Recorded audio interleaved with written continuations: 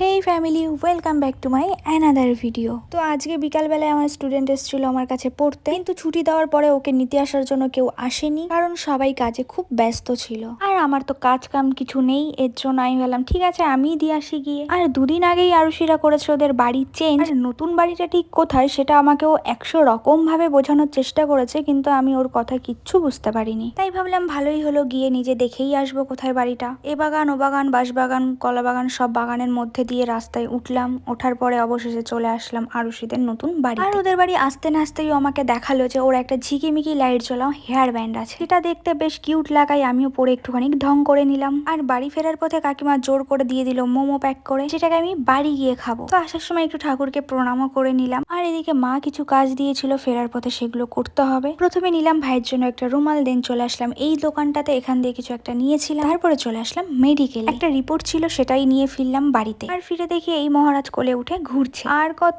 Video শেষ, যাচ্ছি মোমো খেতে। Bye, tata.